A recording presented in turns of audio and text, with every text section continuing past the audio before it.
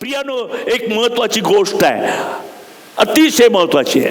देवाच्या लोकांनी नेहमी नम्र असलं पाहिजे. कारण बायबल सांगतं देव नम्र जनाचा उद्धार करतो आणि गर्विष्ठाचा विरोध करतो. हालेलुया. कित्येक लोकांजवळ गर्वाच्या गोष्टी आहेत.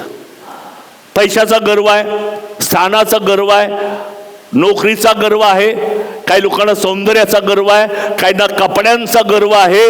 पण मला सांगू द्या, आम्हा लोकांना प्रभू येशू ख्रिस्ताचा गर्व आहे. मला येशू ख्रिस्ताविषयी मला खूप आनंद वाटतो. तो म्हणतो की पवित्र आत्म्याच्या द्वारे देवाने तुमच्या अंतःकरणामध्ये प्रीतीचा वर्षाव केलेला आहे. म्हणून आज मला माहिती आहे की येशूला स्वीकारलं म्हणून माझ्या अंतःकरणात काय प्रीती आहे, प्रीतीचा वर्षाव झालेला आहे. ज्या दिवशी मी येशू ख्रिस्ताला तारणारा प्रभू म्हणून स्वीकारतो त्या दिवशी एक चमत्कार घडतो आणि तो म्हणजे येशू ख्रिस्त माझ्या अंतःकरणामध्ये प्रीतीचा वर्षाव करतो. आणि तीच प्रीती आपण जगावर करावे, तीच प्रीती आपण देवावर करावे. देवावर प्रेम करावं, एकमेकावर प्रेम करावं आणि देवाचा नियम, देवाचा करार आपण पाळणार आहोत. आणि त्यातच तुमचे आणि माझे आशीर्वाद आहे. फार ज्ञान संपादन केल्याने आशीर्वादित मनुष्य होत नाही. जो नम्रपणे येशूच्या मागे चालतो तो त्याला देव आशीर्वादित करतो. हालेलुया.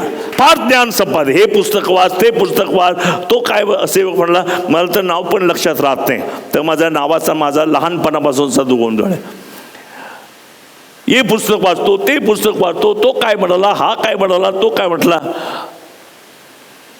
मला एकच माहिती आहे, येशू ख्रिस्त काय म्हणाला हे फार महत्वाचं आहे. येशू ख्रिस्ताचा आवाज आम्ही ऐकण्याची गरज आहे.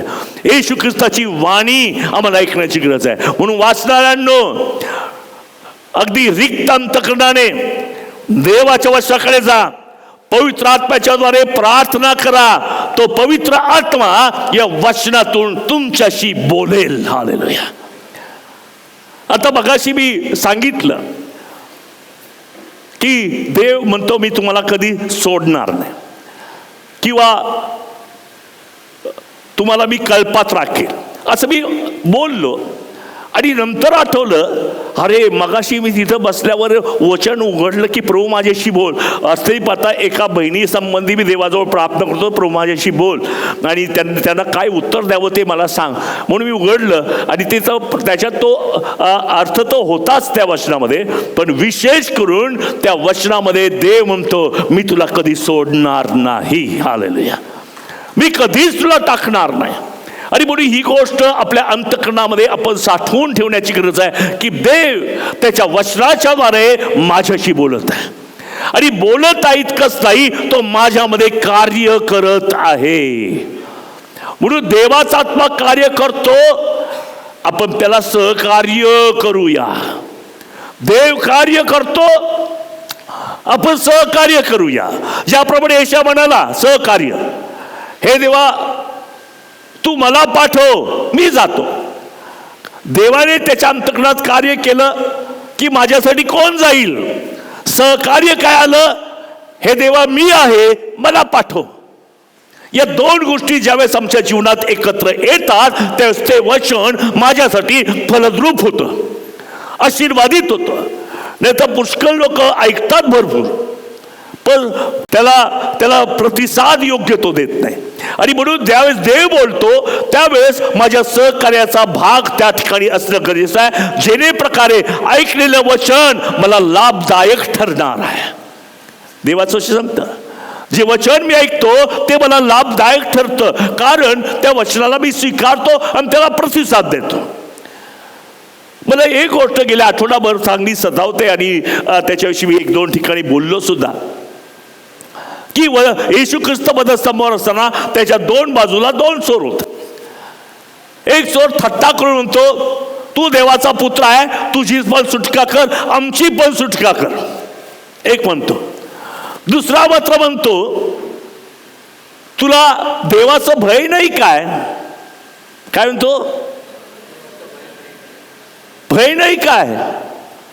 अरे आपण तर यथा न्याय शिक्षा भोगतोय, पण त्याने काहीच केलं नाही तरी तो शिक्षा भोगतोय. तिथे एक महत्वाचं वाक्य म्हटलंय, तुला भय वाटत नाही काय? आज मी याच वचनावर बोलणार की प्रियानो, चर्चमध्ये येताना मला देवाचं भय आहे काय? ती भय इस्रायल लोकांवर नव्हतं, म्हणून तो म्हणतो तुम्ही माझी अंगणे तुडवीत येता. खरं भय नाहीये. आज अनेक लोकांजवळ देवाचं भय नाहीये. एक प्रथा म्हणून ते येतात. मित्र मैत्रिणी नातेवाईक यांना भेटण्यासाठी लोक येतात. आपल्यात तसं नाही, दुसरीकडे. पण मला सांगू द्या की त्या पायरीवर चढत असतानाच माझ्या अंतःकरणामध्ये भय उतरून येणं हे फार गरजेचं आहे. भय जर असेल तर मी म्हणू शकेल, हे देवा बोल, तुझा दास ऐकत आहे. भय असेल तर मी आतमध्ये येतानाच मी म्हणेल की देवा मला तुझं ऐकायचं आहे. मला तू मला काय बोलतो ते मला शिकायचं आहे. म्हणून मला तुम्हाला सांगू द्या की ज्यावेळेस देव बोलतो त्यावेळेस आमचं लक्ष देवाच्या वचनाकडे लागलेलं असतं. काही काही ठिकाणी पाहतो, इकडे वचन वाचलेलं आहे, तिकडे मोबाईल चालू आहे.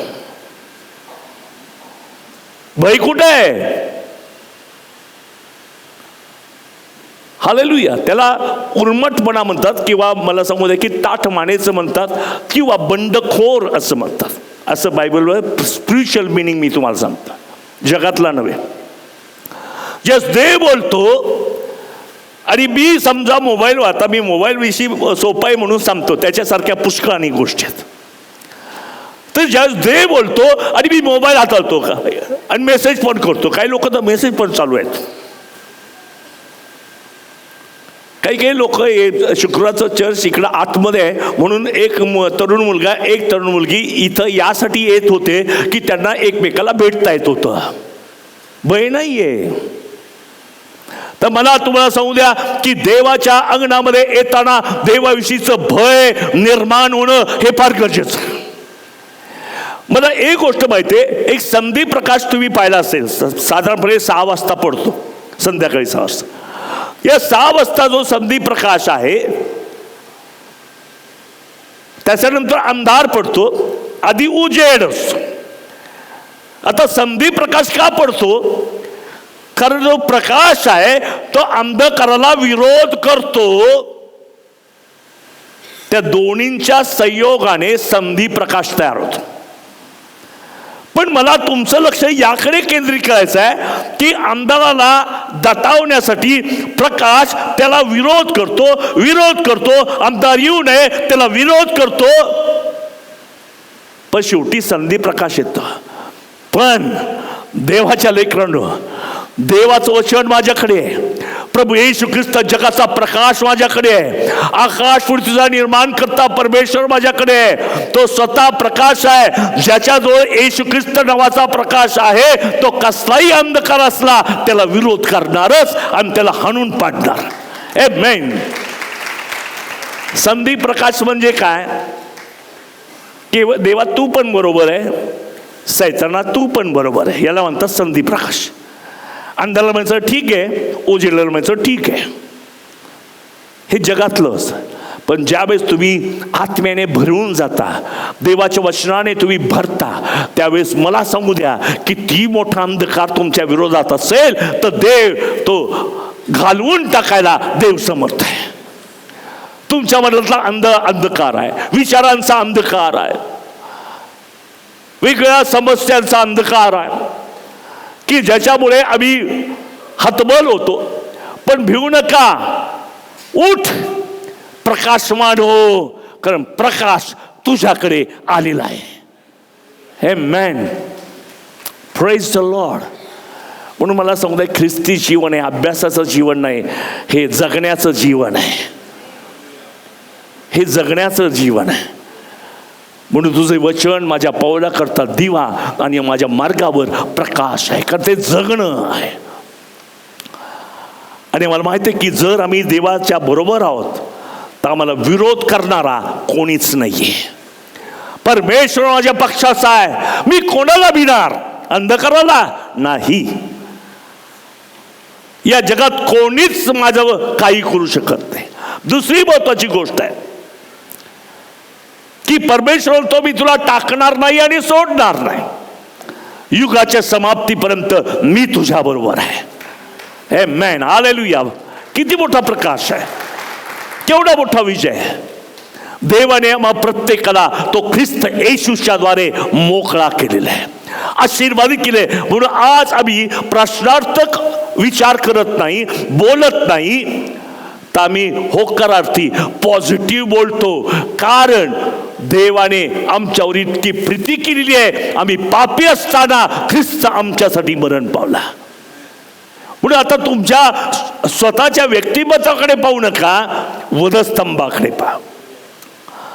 या जगातलं कोणतंही पाप वधस्तंभापेक्षा मोठं नाही. या जगातलं कोणती समस्या वधस्तंभापेक्षा मोठी नाही. जर तुम्ही आपल्या जीवनात वधस्तंभ वागवला तर तुम्ही जाल तिकडे देव तुम्हाला आशीर्वादित करेल. हालेलुया. तुमच्या प्रत्येक प्रार्थनेचं तो तुम्हाला उत्तर देईल. एवढं मोठं सामर्थ्य देवाने त्या वधस्तंभावर दिलेलं आहे. आणि म्हणून आपण प्रभूला धन्यवाद देतो की देवा ख्रिस्ताने त्या वधस्तंभाच्या द्वारे तुमच्या आणि माझ्या जीवनामध्ये तो विजय पेरलेला आहे. तो फार अद्भुत असा आहे. प्रियानो, पवित्र शास्त्रामध्ये सांगितलेलं आहे देवाचं भय म्हणजे काय? देवाचा आदर करणं. हालेलुया. देवाचा आदर करणं. कधी कधी न कळत आपण देवाविषयी शंका धारण करतो काय? कधी कधी देवाला दोष देतोय काय? देवाचं भय आमच्यामध्ये असलं पाहिजे. वाटतंय पाता मी घटला जावा आणि ख्रिस्त उंचाविला जावा, म्हणजे देवाचं भय आहे. देवाचं भय असणं म्हणजे देवाचं ज्ञान ओळखणं, विजडम. ज्याला देवाचं भय आहे ना तो चतुर आहे. इंग्लिशमध्ये त्याला वाईज असं म्हटलेलं. विजडम पासून वाईज हा शब्द येतो. तर मला तुम्हाला सांगू द्या, केवळ ज्ञान तुमचं भय ज्ञान वाढवणार नाही, तर परमेश्वराचं भय ज्ञानाचा उगम आहे. हालेलुया. फार 10 वेळा बायबल वाचलंय म्हणून तुम्हाला ज्ञान मिळेल असं नाही. जर तुम्ही देवाचं भय धरलं तर देव तुम्हाला ज्ञान पुरवेल. म्हणून तर आम्हाला माहिती आहे की देवाने इतर सगळे प्राणी सोडले आणि त्या मेंढराला पकडलं. मेंढरू. कारण का? आम्ही कळतं मेंढरू म्हणजे काय, ज्याला जाय काही कळतच नाही. ते एकदा सरळ चाललं की बकरी तरी कधी इकडं जाते कधी तिकडं जाते, पण मेंढरू मात्र खाली मान घालून मेंढपाळाच्या पाठीमागे चालतं. हालेलुया. कारण देवाला तो स्वभाव आवडतो. नम्रतापूर्वक देवाकडे पाहून चालणे, देवाच्या मार्गामध्ये चालणे. एक गोष्ट मला फार एका सेवकाने सांगितली, ती मला फार आशीर्वादित झाली. गीतराच्या पुस्तकात सांगितलंय की मेंढपाळ कुठे आहे, ती मेंढपाळ कुठे आहे. त्यावेळेस ती शुनेमकरी म्हणते की जी मेंढरं आहेत त्यांच्या पायाचे ठसे जे पडतात त्या ठस्यावरून तू चालला, त्या ठस्यावरून चालला की तुला एक दिवस मेंढपाळ सापडणार आहे. तसं तुम्ही आणि मी मेंढर आहोत. आमचे ठसे पडलेले आहे. हे जग भुकेलेलं झालेलं आहे. त्यांना पाहिजे येशू ख्रिस्त. कुठे सापडणार? तुमच्या आणि माझ्या पायाचे ठसे जिथे पडतात तिथं येशू ख्रिस्त त्यांना सापडणार आहे. Praise the lord. आमेन. खूप चांगलं गोष्ट आहे. मेंढर या नात्याने त्या मेंढपाळाच्या पाठीमागे चालल्याने पाठीमागे ठसे उमटणारच, साक्ष उमटणारच.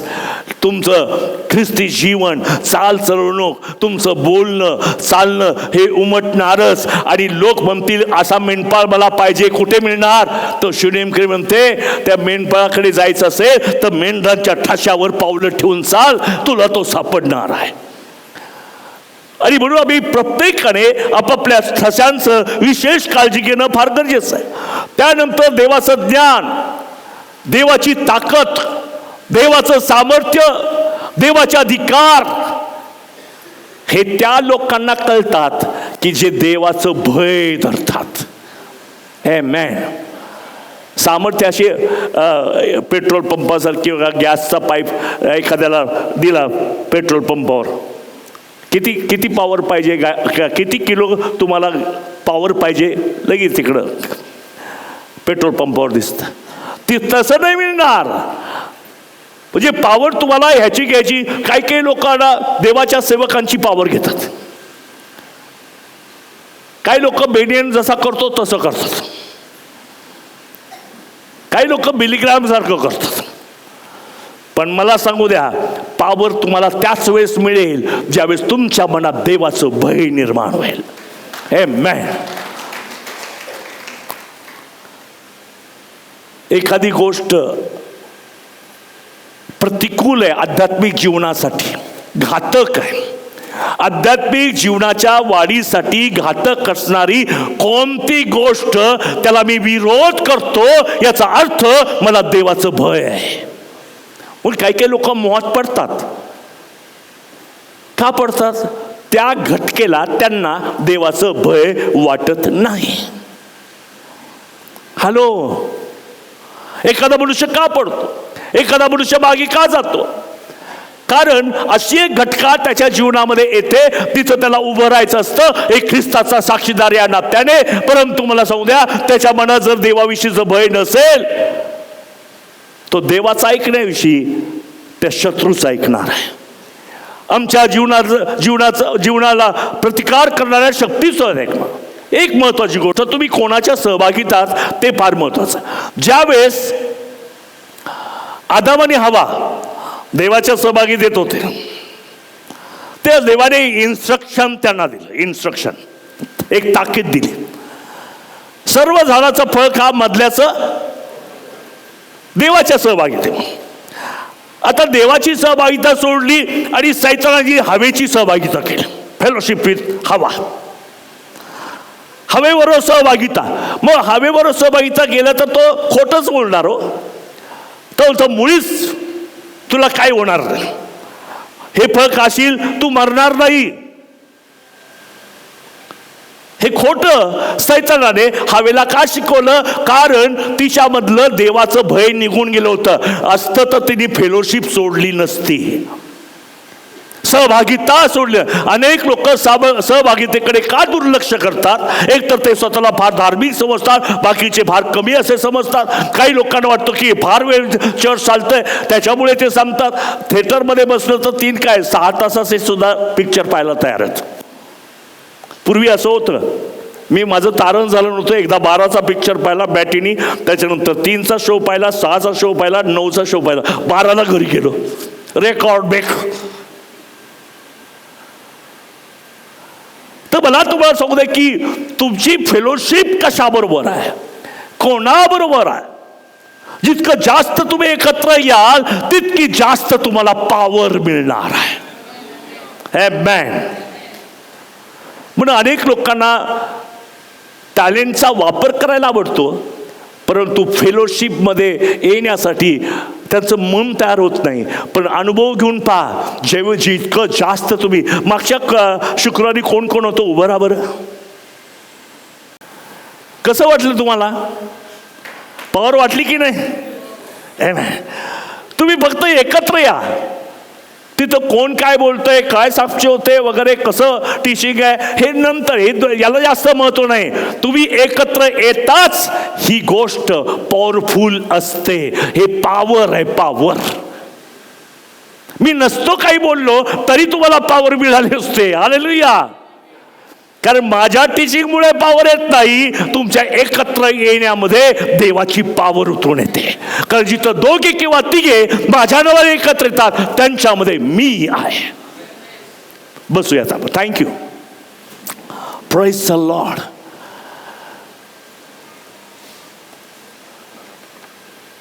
हे फार वस्तुनिष्ठ आहे. पॉवर कशी मिळवायची ना, वस्तुनिष्ठ गोष्टी पवित्र शास्त्रामध्ये, संक्षिप्त गोष्टी, संक्षिप्त. काही काही लोक पॉवर मिळवण्यासाठी काय डोंगरावर चढतात, रात्रभर प्रार्थना तिथं केली म्हणजे पॉवर येते असं नाही. ते करा, डोंगरावर जाऊन प्रार्थना करा, पण पॉवर जितकं तुमच्यामध्ये देवाचं भय आहे आणि जितकं तुम्ही एकत्र येता तितक्या प्रमाणामध्ये तुमच्यातली पॉवर देव वाढवणार आहे. काल एका बहिणीनं साक्ष सांगितलं, त्यांचं घरासाठी प्रार्थना करतोय, वर्षभर आम्ही प्रार्थना करतोय, गेल्या 5-6 महिन्यापासून मला वाटतं प्रार्थना करतो. आणि त्या बहिणीला असं मला तर वाटलं की हे फार गरीब आहे. एकदा ती म्हटली की देवा पाळसाहेब माझ्यासाठी प्रार्थना करा, मला चांगलं घर मिळावं. आणि त्यांच्याकडे पाहिल्यानंतर वाटलं की कामाला कुठं आहेत, कुठून लोन मिळणार, म्हणून माझ्या मनामध्ये प्रश्न. पण तरी ते सगळे बाजूला टाकलं मी, कारण मला आता विश्वास धरायचं समजलेलं आहे. मी विश्वास धरला की देव तुमची गरज ख्रिस्त येशूमध्ये गौरवाने पुरवेल असं देवाचं वचन आहे. आणि देव तुम्हाला घर देणार आहे. त्याच्यानंतर बरेच महिने झाले, मध्ये मध्ये प्रार्थना पण केल्या. तर आता मी त्या नेहमी दर शुक्रवारी हजर असतात चर्चला, त्यामुळे त्यांना मी काय सांगतो ते सगळं सांगितलं, त्याप्रमाणे विश्वास पण धरला.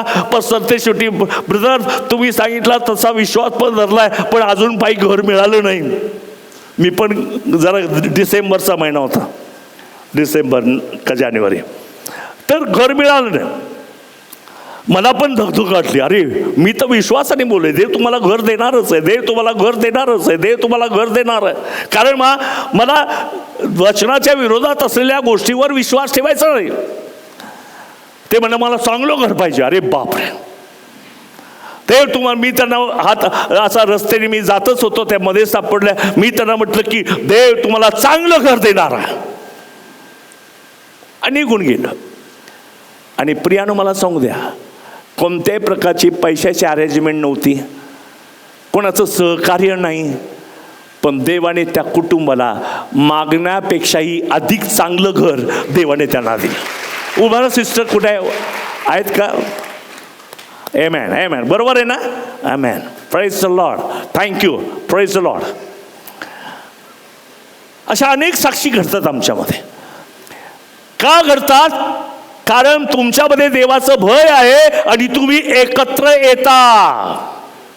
तुझं फार बायबल अभ्यास आहे, तुला पॉवर जास्त मिळणार नाही. तू एकत्र जितका येतो आणि देवाचं भय धरतो, तुला देवाचं सामर्थ्य मिळणार आहे, पॉवर मिळणार. आणि ही गोष्ट पोहोचणार, अनेक लोकांना हे माहिती नाही. ह्या चाव्या आहेत बायबलच्या. काही काही लोकांना लाकडं मोठे मोठे ओझं घ्यायची सवय, पण छोट्या छोट्या गोष्टीकडे दुर्लक्ष. काही काही लोकांना रात्रभर प्रार्थना, मी त्याच्या विरोधात नाही, ती केलीच पाहिजे. मग रात्रभर प्रार्थना केल्याने देव आमचे प्रॉब्लेम सोडविल, पण बायबल तसं शिकवत नाही.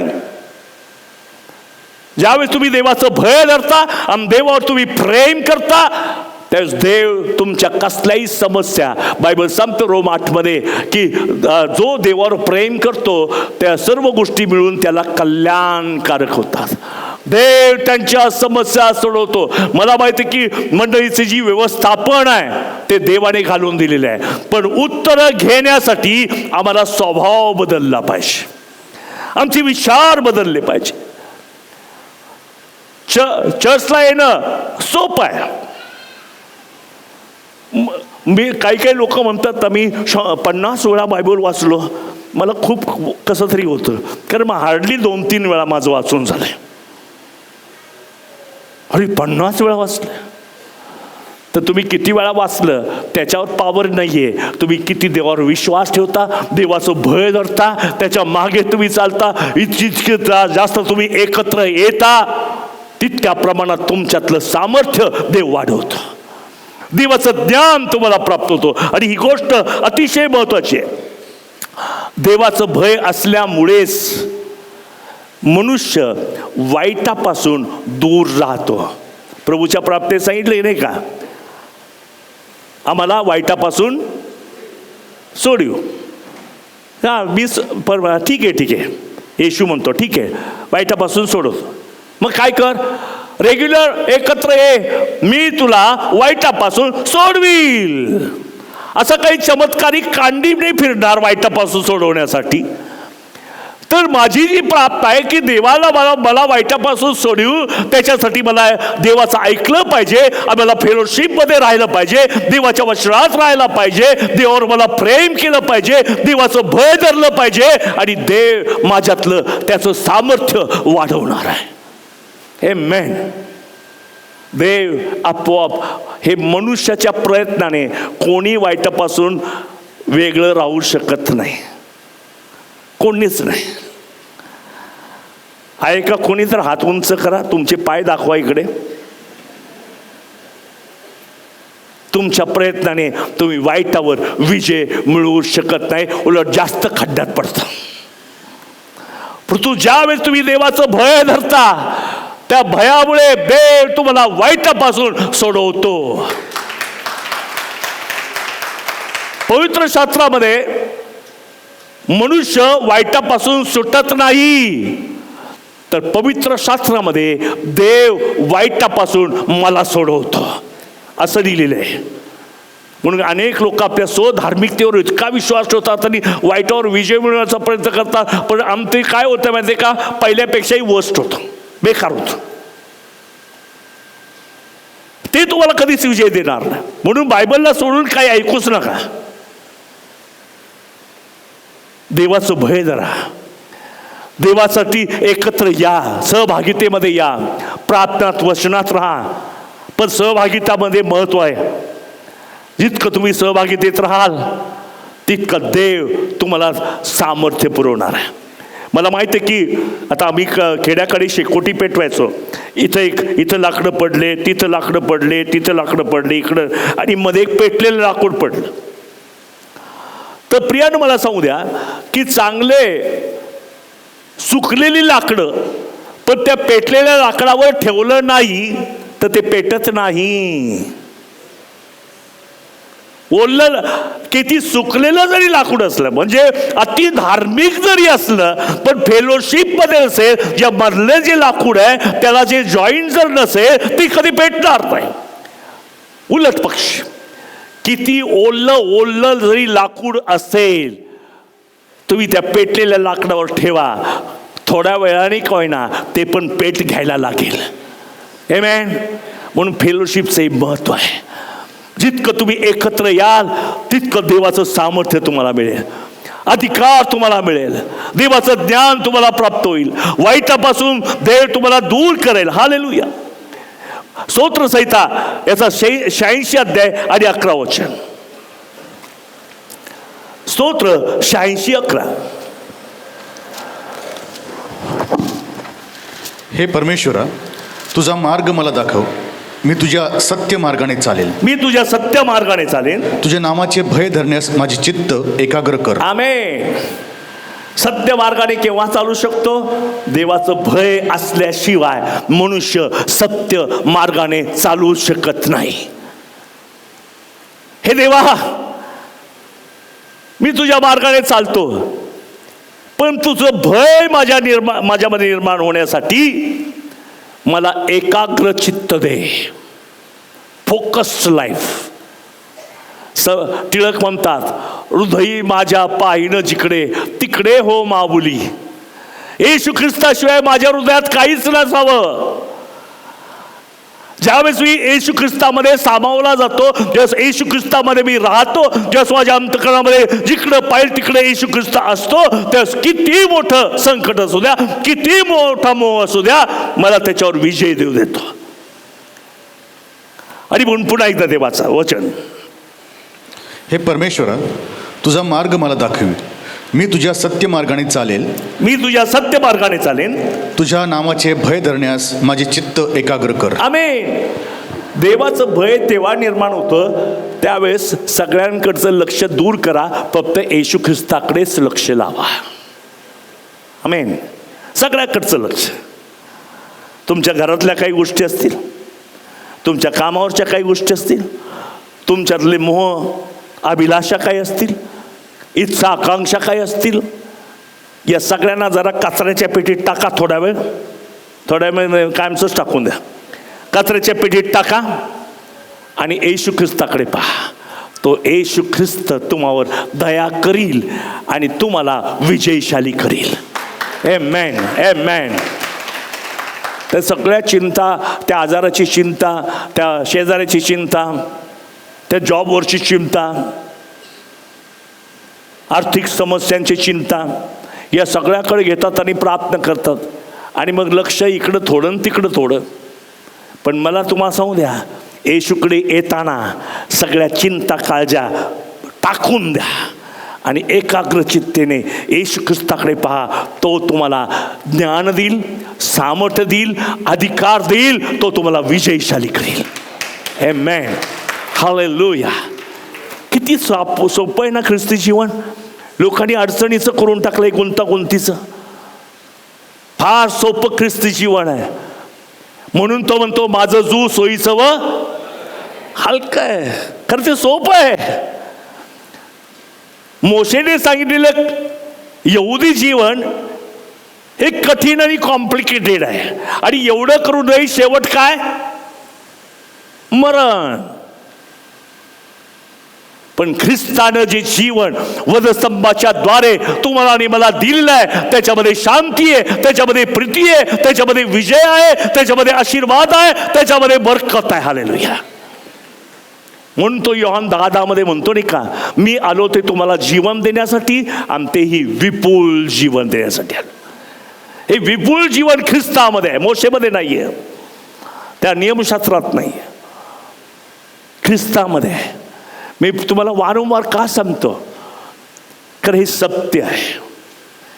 हे जीवन एक सत्य आहे आणि त्याला कम्पेअर सुद्धा मी कोणाशी करू शकणार नाही. Comparison, no comparison. इतकं स्पेशल, इतकं पवित्र, इतकं वेगळं ख्रिस्ताने दिलेलं जीवन आहे, म्हणून ते विपुल जीवन आहे. हालेलुया. आपण ख्रिस्तामध्ये राहणार आहोत आणि त्याच्यामध्ये आम्हाला विजय मिळणार. गेल्या आठवड्यामध्ये मी जसं मेसेज एक ऐकत होतो आणि मला खूप आशीर्वाद मिळाले. आम्हाला 2 जण याल का इथे? 2 जण, 2 जण पाहिजे आणि तिसरा एक पाहिजे. तिसरा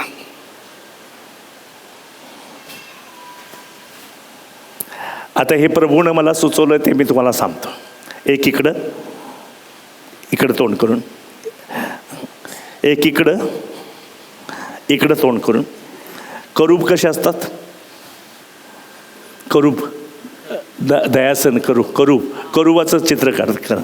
दोन्ही हात ते का खाली पा करूब आणि मध्ये दयासन आहे. दयासनामध्ये येशू कोकऱ्याचं रक्त आहे. पण इतक्या दिवस दयासनासमोर हजारो कोकरे वधले गेले तरीही लोकांची सुटका झाली नाही. पण प्रभू येशू ख्रिस्त नावाचा कोकरा इथे आला. आणि बायबल सांगतं की ज्यावेळेस येशू ख्रिस्त पुनरुत्थित झाला, त्यास मरिया ज्यावेळेस भेटायला गेली, तिने 2 देवदूत पाहिले, एक उशाला आणि एक पायथ्याला. आणि ते 2 देवदूत, त्यांच्यामध्ये प्रभू येशू ख्रिस्ताचे रक्ताळलेली वस्त्र होती. म्हणून महाराज काय करतो, या 2 करूबाच्या मध्ये ते रक्त सांडतो आणि सर्व जगासाठी मध्यस्थी करतो. हे जे चित्र आहे ते मोशेच्या निवास मंडपातलं चित्र आहे. 2 साईडला 2 करूब आणि त्यांचं सगळं लक्ष त्या कोकऱ्याच्या रक्ताकडे, कारण तिथं दयासन आणि कृपासन आहे. हेच चित्र येशू ख्रिस्ताच्या पुनरुत्थानाच्या दिवशी आम्हाला पाहायला मिळतं की 2 बाजूला उशाला एक, पायथ्याला एक असं देवदूत आहे आणि मधोमध येशूच्या रक्ताने माखलेले ते वस्त्र आहेत. आणि म्हणून जो कोणी यांचं सगळं लक्ष त्याच्याकडे, जो कोणी या रक्ताकडे पाहतो त्याच्यावर दया होते. हे मॅन, आपण टाळ्या वाजवा. थँक्यू.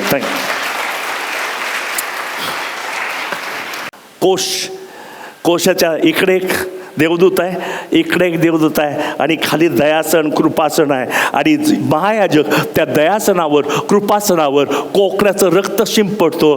त्यावेळेस तो सण लोक साजरा करतात.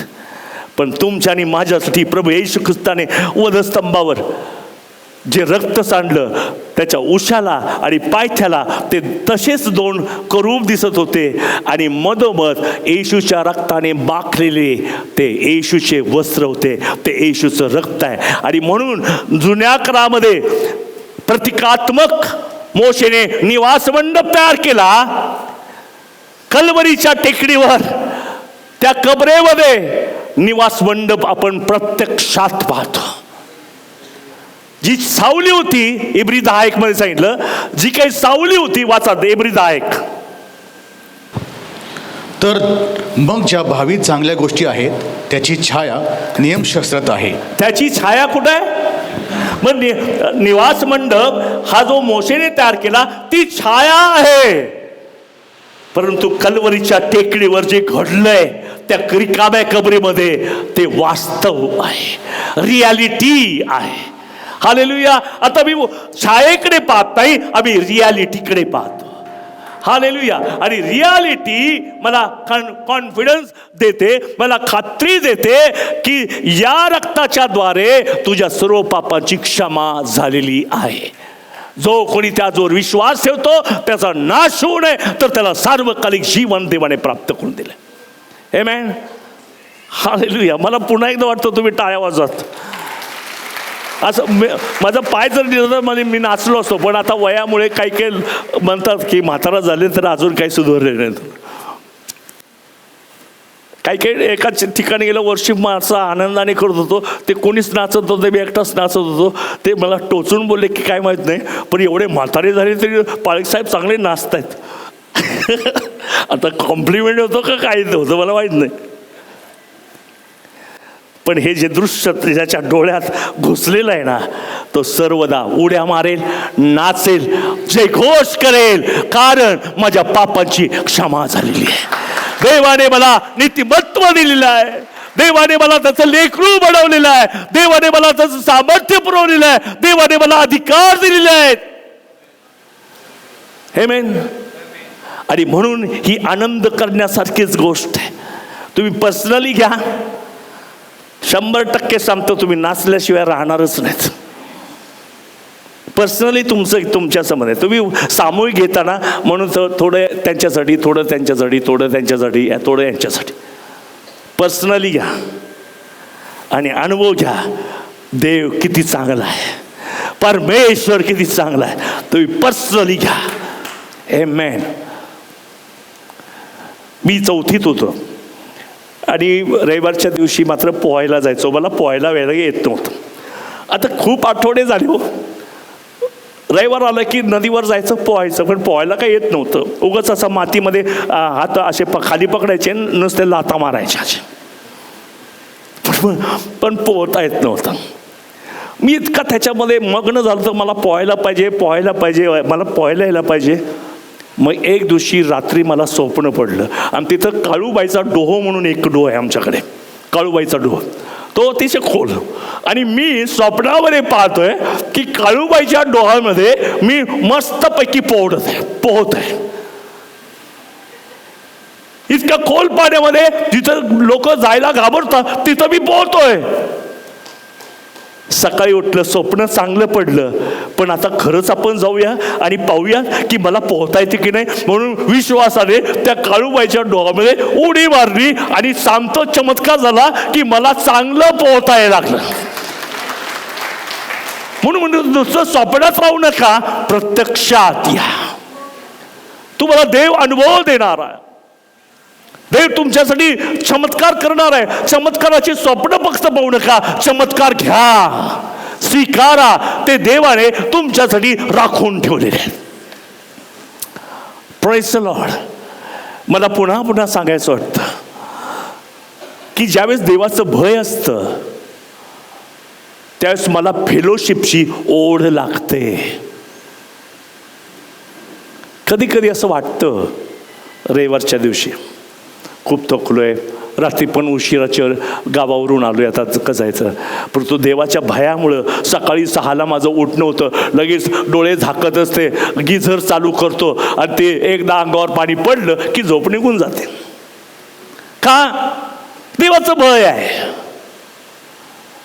ज्यावेळेस मनुष्यामध्ये देवाचं भय निर्माण होतं त्याचे पाय आपोआप देवाकडे वळायला लागतात. तो देवाला आदर करायला लागतो, तो देवाच्या ज्ञानामध्ये रमतो, तो सामर्थ्यशाली व्यक्ती होतो. मी एक उदाहरण सांगतो, फक्त उदाहरण आहे. मी सामर्थ्यशाली बनतो. आता गेल्या महिन्यामध्ये त्या सिस्टरला मी म्हटलं, अहो तुम्हाला चांगलं देव घर देणार आहे. काय माझ्याजवळ का मी उसने देणार त्यांना? मलाच नाही तर त्यांना कोण देणार? मग एवढं का बोलायचं? कारण वचनामुळे जी पॉवर तयार होते त्या पॉवरमुळं त्यांना असं बोललं जातं की देव त्यांची प्रार्थना ऐकणार आहे. आणि ती पॉवर आम्ही प्रत्यक्षामध्ये पाहतो. पॉवर. डोक्यावर हात ठेवताना सहभागीत राहा, देवाच्या वचनात राहा, प्रार्थनेत राहा आणि विश्वासाने डोक्यावर हात ठेवा. तुम्ही जी भविष्यवाणी केली ती पूर्ण करायला देव समर्थ आहे. आमेन. देव कार्य करणारच. शंकेने जर हात ठेवला तर काही घडणार नाही. कारण बायबल सांगतो जे शंकेने ते पाप आहे. म्हणून शंकेने हात ठेवू नका. देवाच्या वचनावर विश्वास ठेवा. जरी तुम्हाला काही घडत नसेल, तुम्हाला काही वारा सुटल्यासारखा नसेल, काही काही लोक म्हणतात नाही असा खिडकीतून वारा सुटला, सुटला तर सुटला. काहींचं नसेल सुटत म्हणजे काय देवाने तुमच्यावर हात ठेवलाय का? नाही, ठेवला नाही असं नाही. देवाने तुम्हाला पावर दिलेली आहे आणि ती पावरनं विश्वासाने, देवाच्या भयातून, देवाच्या विश्वासाने तुम्ही हात ठेवा. चमत्कार घडायला लागतील तुमच्या वैयक्तिक जीवनामध्ये. हालेलुया. Praise the Lord. माझ्या अशा अनेक प्रार्थना आहे, माझ्या शक्ती पलीकडे गेल्या होत्या. म्हणजे शक्तीने मी फार प्रयत्न करत होतो पण घडत नव्हतं काहीच. पण गेल्या दीड वर्षामध्ये मी विश्वासाची प्रार्थना करायला लागलो आणि समोर दिसतं भलतंच. प्रार्थना मी करतोय आणि दिसतंय ते प्रकरण भलतंच आहे. प्रार्थना करतो, दिसतंय ते प्रकरण भलतंच आहे. पण मी विश्वास नाही सोडला, कारण मला माहिती की पॉवर देवाच्या वचनात आहे, पॉवर फेलोशिपमध्ये आहे. मी या गोष्टी करत राहिलो आणि देवाने चमत्कार केला. वर्ष गेलं आणि मला चमत्कार पाहायला मिळाला. माझे सगळे प्रश्न देवाने सोडून टाकले. हालेलुया. विश्वासाने देवाकडे मागा. त्यासाठी तुमच्या विश्वासाची निर्मिती, तुमच्यामध्ये विश्वास निर्माण व्हावा, यासाठी फेलोशिप खूप महत्वाची आहे. म्हणून वारंवार मी तुम्हाला सांगतो, तुम्ही या एकत्र. मला संख्या नाही वाढवायची, त्याच्याबद्दल मला काही नोबेल पारितोषिक नाही मिळणार काहीच, किंवा कोणी मला एक्स्ट्रा पैसे नाही देणार.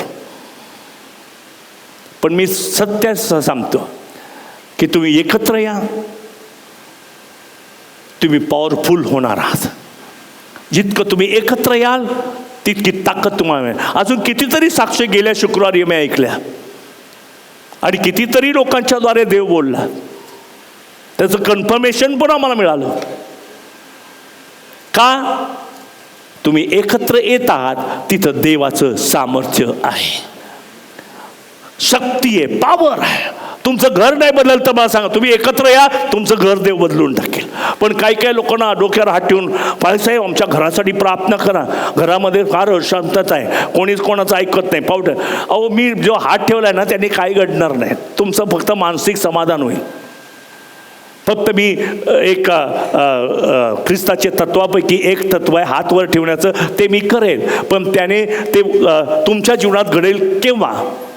ज्यावेळेस तुम्ही फेलोशिपमध्ये याल, त्या चमत्कार तुमच्या घरामध्ये घडतील. तुझा हात ठेवून प्रार्थना करून घेतली म्हणजे तुमचे प्रॉब्लेम नाही सुटणार. तुम्ही ज्यावेळेस तुम्ही एकत्र याल आणि तुम्ही पार्टिसिपेट व्हाल, भाग घ्याल उपासनेमध्ये, आणि त्या उपासनेत म्हणा माझ्या घराला बदलून टाक, तो म्हणतो तुम्ही नाही म्हटला तरी मी बदलून टाकेल, कारण तुम्हाला काय पाहिजे मी झोपेतही देणारा देव आहे. आमेन, आमेन, हालेलुया. फेलोशिप महत्वाची. कित्येक लोक विदेशांसारखं एकत्र मिळणं सोडतात. विदेशांसारखं असं लिहिलंय बायबलमध्ये, संत बोलून. विदेशांसारखं तुमचं एकत्र मिळणं तुम्ही सोडू नका, कारण जसजसा तो दिवस जवळ येत आहे, आता प्रभू लवकर येत आहे बरं का, जसजसा तो दिवस जवळ येत आहे तोपर्यंत तुमचं एकत्र मिळणं वाढवा का कमी करा? वाढवा. हालेलुया. काही काही लोक तर संडे टू संडे रोज खाये अंडे, फक्त संडे, म्हणून आम्हाला पॉवर पाहायला मिळत नाही. पण ज्यावेळेस तुम्ही एकत्र याल, मला सांगू दे की तुम्हाला चर्चमध्ये एकत्र जमलं नाही तर तुमच्या एरियातल्या 2-4 फॅमिलीला एकत्र करा आणि प्रार्थना करा. मी असं म्हणत नाही की इथेच या, इथं यायचं तर या, की तर मी पण असतो त्यामुळे मी तुम्हाला काही गोष्टी शिकवू शकेल देवाच्या वचनातून. पण नाही जमलं तुमच्या एरियामध्ये एकत्र या. काही प्रिचिंग मिचिंग करू नका, नुसत्या प्रार्थना करा आणि देवाची स्तुती करा, चमत्कार घडणारच. हालेलुया. आणि म्हणून सैतान लोकांना एकत्र येऊ देत नाही, कारण लोकांच्या एकत्र येण्याला सैतान घाबरतो. बाकी खूप धार्मिक व्हा, उपास धरा, प्रार्थना करा, 8 तास प्रार्थना करा, करू देतो. पण त्याला माहिती आहे हे जर लोक एकत्र आले ना माझं काही खरं नाही आहे, आणि तो तिकडून पळून जावं लागतो त्याला. म्हणून त्या सैतानाला पराजित करण्यासाठी तुम्ही कोणी का असेना एकत्र या आणि प्रार्थना करा. तिथं देवाची दया प्रगट होते, देवाचं भय त्या ठिकाणी प्रगट होतं, आणि त्या भयामुळे देव मला सामर्थ्य पुरवतो, आणि त्याचं प्रकटीकरण मला पाहायला मिळतं एकेकाच्या जीवनामध्ये. कारण पॉवर तुमच्या धार्मिकतेत नाही, एकत्र येण्यामध्ये. जितकं तुम्ही एकत्र याल तितके तुम्ही पॉवरफुल आहात असं देवाचं शब्द. म्हणून कित्येक वेळा लोक धर्माचरण खूप करतात पण एकत्र येत नाही, त्यामुळे बुडबुड घागरी बुडून जातात, कारण त्यांना दुसऱ्याची गरजच आहे. आम्ही आमचं चर्चला जातो रेग्युलर, चर्च जरा उशिरा सुटतं, मग आम्ही उशिरा येतो, मग बिर्याणी खातो आणि मग पुढच्या आठवडीत जातो. त्यामुळे ते बुडतात, ते पडतात. कारण पॉवर कुठे आहे? धार्मिकता आहे पण पॉवर कुठे आहे? ज्यावेळेस तुम्ही एकत्र याल त्यावेळेस तुम्हाला देव पॉवर देणार आहे, अधिकार देणार आहे. Praise the Lord. आणि म्हणून ज्यावेळेस एकत्र येतो आमच्या फेलोशिपमुळे आम्हाला देवाचं सामर्थ्य पाहायला मिळतं, अनुभवायला मिळतं. दुसरी महत्त्वाची गोष्ट, ज्यावेळेस तुम्ही जितकं देवाच्या भयामध्ये राहून प्रार्थना करता ती प्रार्थना कार्य करणारी ठरते. दुसरं पाठ येतं एकदा तर एक वडील होता चर्चचा, त्याने कधीच आयुष्यात प्रार्थना केली नाही, पण पाळायला सांगितलं का वडील तुम्ही यावेळेस प्रार्थना करायची बरं का. तर ते म्हटले मला कधीच प्रार्थना केली नाही, मला येतच नाही. मग त्याने कोणाकडून तरी लिहून घेतलं आणि सगळ्यांना डोळे झाकायला लावले, आणि सगळ्यांनी डोळे झाकले की यांनी कागद बाहेर काढला आणि चक्क वाचला. ही पॉवरलेस प्रार्थना आहे. तुमच्या अंतःकरणातून 2 शब्द जरी तुम्ही ख्रिस्ताशी बोलला, प्रार्थना केली, ती गोष्ट तुम्हाला पॉवर अशी होणार आहे, ताकद ठरणार आहे, अद्भुत सामर्थ्य देव देणार आहे. हालेलुया. आणि म्हणून मला यात कसं आहे की तुमच्या प्रार्थनेमध्ये देवाचं भय असू द्या. नाही तर काही लोक प्रार्थना करतात आणि पलीकडच्या किचनमध्ये काय चाललंय ते सगळे ऐकत असतात.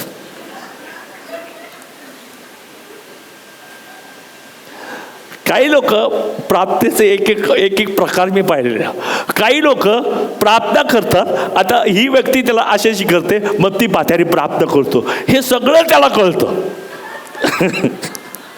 आणि त्याला तो त्याचे विचार पण तसे चालू असतात. परंतु त्या व्यक्तीने पाहावं की मी प्रार्थना करतो म्हणून तो प्रार्थना कंटिन्यू करतो.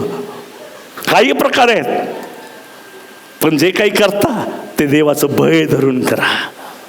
देवाचं भय तुम्ही म्हणा, कोणी पाव कर न पाव, मी देवाच्या भयात प्रार्थना करणार आहे. आमेन. माझी प्रार्थना छोटी जरी असली तरी मी भयामध्ये प्रार्थना करणार आहे. देवाच्या भयात प्रार्थना, देवाच्या भयात केलेली प्रार्थना, विश्वासाची प्रार्थना कार्य करण्यात फार प्रबळ असते. आमेन, हालेलुया. आणि म्हणून आमची प्रार्थना सुद्धा देवाच्या भयामध्ये होते. आणि सगळ्यात महत्त्वाची गोष्ट, ज्यावेळेस आम्ही देवाच्या भयात असतो त्यास माझं काय चुकलं हे मला कळतं. हॅलो, नाही तर काही लोक चुकतात तर त्याच्यावरच सपादनी करतात. चुकले तरी त्याच्यावर काही प्रतिसादच येत नाही. उलट पक्षी, त्यांनी मला असं केलं, त्यांनी मला तसं केलं, त्यांनी मला, अहो तू चुकलाय ना, कबूल कर चुकलाय म्हणून. ज्यावेळेस तुम्ही देवाच्या समक्षतेत असतात, देवाच्या सानिध्यात असतात, देवाच्या भयात असतात, त्या चमत्कार घडतो. तुमच्यातला अंधकार बाहेर यायला लागतो, तुमच्यातल्या चुका तुम्ही कबूल करायला लागतात आणि म्हणतात की हे देवा, मी तुझ विरुद्धच पाप केलेला आहे, तू बोलशील तेव्हा तू न्यायी ठरणार आहे. त्याचं उत्तम उदाहरण वधस्तंभावर आहे. ज्यावेळेस येशू ख्रिस्त वधस्तंभावर होता, 2 चोर होते. एक आमच्यासारखाच ख्रिस्ती होता, या जगातल्या लोकांचा नामधारी. तो म्हणतो तू देवाचा पुत्र आहे तर तुझी सुटका कर आणि आमची पण सुटका कर. पण दुसरा जो, ज्याला आम्ही चांगला चोर म्हणतो, चांगला आणि चोर बरं का, लक्षात ठेवा. चोर कधी चांगला असतोय का? पण बायबलमध्ये तसं आहे का? त्या चोराचं सुद्धा परिवर्तन करायला देव समर्थ आहे. म्हणून आम्ही त्याला चांगला चोर म्हणतो. तो चांगला चोर होतो. आपण तर यथा न्याय शिक्षा भोगत आहोत, हे योग्यच आहे. म्हणजे त्याला तो शिक्षा भोगतो याचं कारण त्याचे दोष त्याच्या लक्षात आले, ते त्याने कबूल केले. आणि त्या चोराला सांगतो आम्ही तर यथा न्याय दुःख भोगत आहे, पण न्यायाने तर काहीच केलं नाही. म्हणजे देवाच्या दयेत ज्यावेळेस तुम्ही राहता, देवाच्या फेलोशिपमध्ये तुम्ही राहता, त्यावेळेस तुमच्यातला अंधकार आपोआपच बाहेर यायला लागतं. म्हणून संत म्हणतो, चांगलं करायचं ठरवलं असताना सुद्धा वाईट तेच माझ्यातून घडतं. आजकालच्या सेवकांना असं म्हणायला जरा कठीण जातं, पण पावलाकडे पहा. त्यानं त्याचं अशक्तपण कबूल केलं आणि वर म्हणतो माझ्या अशक्तपणाचा मला अभिमान आहे, कारण त्या अशक्तपणामुळे देवाने मला नम्र केलेलं आहे. बिब्लिकल अर्थ घ्या.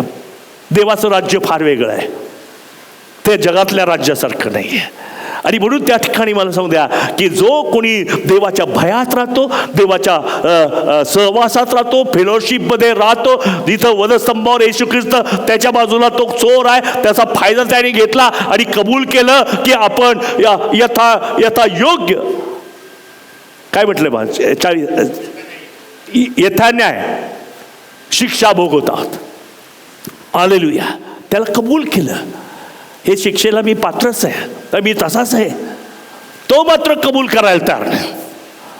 म्हणून जिथं देवाची समक्षता आहे तिथं मनुष्य आपोआप कबूल करतो. आय एम नॉट वर्दी, पण मी योग्य नाही, पण मी विश्वास ठेवतो तुझ्यामुळे मी योग्य झालेलो आहे. हे मी योग्य नाहीये, पण मी आता योग्य आहे. का? तू सांडलेल्या रक्ताच्या द्वारे तुम्हाला योग्य केलेलं आहे. आमेन. अशी ही माझी देवाकडची धार्मिकता आहे, देवानं दिलेली धार्मिकता आहे. हालेलुया. म्हणून पवित्र शास्त्र वाचताना काळजीपूर्वक वाचावं की देव नक्कीच माझ्यासाठी काहीतरी सांगत आहे, बोलत आहे, अज्ञानातून बाहेर काढत आहे, देवाचं भय माझ्या अंतःकरणात देत आहे, विश्वासाची ओतणी करत आहे, प्रेमाने भरलेलं माझं जीवन आहे जे अनेकांना लाभदायक ठरणार आहे. हे ख्रिस्ती जीवन आहे, ते देव मला देत आहे त्याच्या सहवासाने.